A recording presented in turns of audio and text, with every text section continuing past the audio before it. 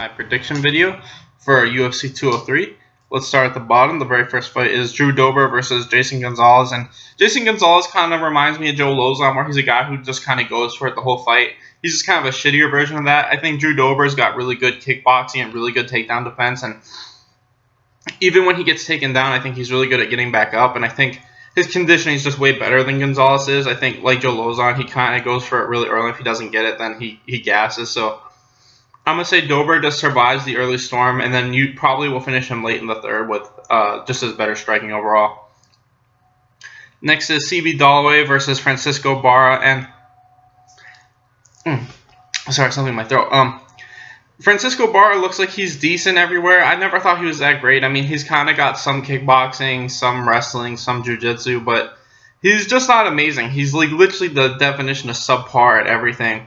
I think CB Dollaway, as long as he's, it's just the size. That's the only thing that kind of worries me about this fight. I think striking-wise, he's probably a little bit better than Barra, and I think wrestling-wise, he's definitely way better. It's just, if Gonzalez is, I mean, if Francisco is just way bigger than this guy,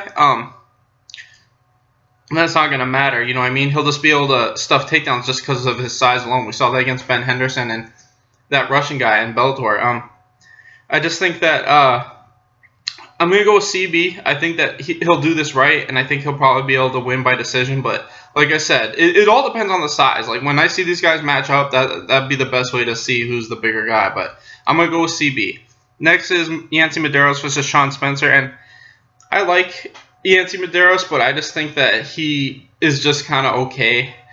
Both these guys are just decent strikers overall, but I'm going to pick Shane Spencer. I just think his technical striking is just better than Yancy's, and I think he'll be able to pick him apart on the outside. I don't think Yancy's very great at getting in on guys. I think guys that can kind of hit him from the outside can usually pick him apart, and that's just what I think is going to happen. I think it's going to be probably a TKO win for Spencer. Next is Ian McCall versus Ray Borg, and Ray Borg is a good wrestler with some good submissions, but that's about it. I think that Ian McCall is probably just as good of a wrestler, but a way better striker. And I think Ian McCall will be able to stuff all the takedowns and basically turn this into a striking match. And like I said, I think his striking is at least 2 or 3 levels higher than Borg's. Borg's really not improved much as a striker, and it looks more and more like if he can't get fights to the ground, then he's just kind of fucking screwed. And I don't think he's good enough to just take Ian down consistently and just control him like he has with other guys. So I'm going to say Ian wins by unanimous decision. Next is Sio Magalhães versus Brad Tavares, and I like Brad Tavares, but he's just not a finisher. He point fights. He throws really technical strikes, and he looks for takedowns, and he kind of just tries to add up the points. And I think Sio Magalhães is the type of guy that'll just go after Brad, and Brad's been knocked out in his last couple of fights, and that always worries me. I just feel like guys' chins go after a while, and Sio, I think, will just be able to keep the pressure on him and eventually he'll clip him. So I'm going to pick Sio Magalhães to win by like second round finish. Next is Nick Lentz versus Michael McBride. And Michael, I know this is a short notice fight. He looks like a good jiu-jitsu guy, but that's about it. I think Nick Lentz has fought much better jiu-jitsu guys in general, and I think he's, survived their submissions. I think that, if this fight might have been closer if Michael had more time to prepare, but he only got like 2 or 3 weeks notice, so I feel like Nick Lentz is too experienced and too well-rounded to get caught in something, and I say Nick Lentz will probably tire this guy out and win by TKO late in the third. Next is Jessica Eye versus Bethe Correia, and to me, Jessica Eye, I've said this before, I feel like she's only won 1 fight in the UFC. I don't think she won that fight against Sarah Kaufman, and aside from that, she should be like 1-4 at this point. Bethe Correia, I thought she won that last fight against I forget the chick's name, but I thought she won her last fight. I feel like her only loss in the UFC should be to Ronda Rousey. But aside from that, she's got like 4 wins in the UFC. She's like 4-2. And I just think Bethe Correia looks like the better striker overall. That's what these 2 chicks are. They're both strikers, but I think Bethe Correia is just a little bit better. I think she has a little bit longer reach with both her arms and kicks. And I think she's a little bit more technical of a brawler if that happens. So I think Bethe Correia will probably win a decision. Next is Jessica Andrade versus Joanne Calderwood, and both these chicks are strikers, but I think Joanne is the much taller, longer one, and she's good at fighting at range. I think Jessica Andrade kind of goes after people, and she needs to get in kind of close to hit them. And I think this is just going to be one of those things where the reach is going to be a huge advantage in my opinion because they're both good strikers.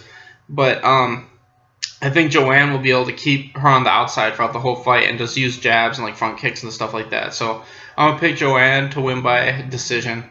Next is Uriah Faber versus Jimmy Rivera, and Jimmy Rivera is a pretty good fighter. I think he's one of the better up and comers at 135 right now, but Uriah Faber is one of those guys who, aside from, I feel like whether he fights at featherweight or whether he fights at at bantamweight, there's only like 3 or 4 guys in both those weight classes that I think are better than him, and Jimmy Rivera is not one of those 3 or 4 guys. You know what I mean? It's like Cruz, Dillashaw, and Barao at 35, and then at like 45, it's like Aldo, McGregor, Chad, and what's it called, Frankie and Max. But you know what I mean? He's just one of those guys that's always going to be better than the majority of the people in the weight class until he retires, in my opinion. So I think Jimmy Rivera is a good fighter. He's just fighting somebody who's just way better than him everywhere. I think that striking and wrestling-wise, they're about even, but Uriah's got a huge advantage like in the overall grappling sense with his submissions and stuff like that. And that's how I think this is going to end. I think Jimmy's going to shoot for a sloppy shot sooner or later, and Uriah's going to catch him in like a guillotine. Next is CM Punk versus Mickey Gall, and this is one of those things where both these guys have like so little. CM Punk has no fights, and the other thing is he's like 38, so it's kind of hard for me to have any faith in a guy that's that old and starting in MMA right now. And he doesn't have like a wrestling background or anything. Like I remember people were saying that about Brock, but Brock had like 4 state championships. He was like an All-American, and he was Division I most of his life. And not only that, he was like 30 when he made his debut. CM Punk is, like I said, he's like 38. Mickey Gall, you know, he's like 23, 24, and he's 2-0 in both of his fights. He was super one-sided, and I know he's like a brown belt in Brazilian Jiu-Jitsu. So it's just one of those things where I'm going to go with Gall just because he at least has fought in the UFC once already. He's at least got a couple of fights under his belt. And I at least know that he's got good striking and he's a way better jiu-jitsu guy. CM Punk I know nothing about. I know he's way older, so I feel like the longer this fight goes, if it goes past the first round, there's a better chance of CM Punk just gassing and Mickey Gall just winning because he's just so much younger. So I'm going to pick Mickey Gall. I say he wins by like second or third round rear naked choke. Next is Fabricio Werdum versus Travis Browne, and this fight has like no point. I feel like we already saw this fight once. I mean, there are fights where guys at heavyweight will get knocked out with one punch, and it's like, well, they're just so big, so you never know. That's not what happened the first time. The first time these guys fought, it went all 5 rounds, and Fabricio Werdum beat his ass every single round for 5 rounds. Like I said, you never know. Travis Browne could clip him with one shot, but I feel like when you see a fight go 5 rounds like that, you know who's better. It's like when Kane fought Jr. You just know, because it's not, you can't just say it was the lucky punch thing. When you get your ass beat for 5 straight rounds, you know who's better. And that's just how I feel about this fight. I feel like Fabricio Werdum is way better, and I feel like he's just going to win by decision or maybe submission or TKO. Next is Stipe Miocic versus Alistair Overeem, and I just feel like this is kind of like 2 strikers, and I think Alistair's just been looking amazing recently. I think he's been more patient, and I think he's been setting up his strikes much better, and I think when he does that, he's been getting knockouts over guys that are really good strikers. And Stipe, you know, I'm not saying his striking is bad, but I just feel like it's not as good as Alistair's, and I think Alistair's shown amazing takedown defense throughout his whole entire UFC career. I don't think he's been taken down once yet in the UFC. And, you know, a lot of great wrestlers have tried to take him down, and they just can't. I just feel like Alistair's going to find his range and stuff the takedowns and eventually get a knockout probably mid-second. I just feel like he's on such a roll right now. As long as he doesn't get clipped with a big shot, I think his skill set is just much better than Miocic's. So anyway, thanks for watching, guys. Please like and subscribe.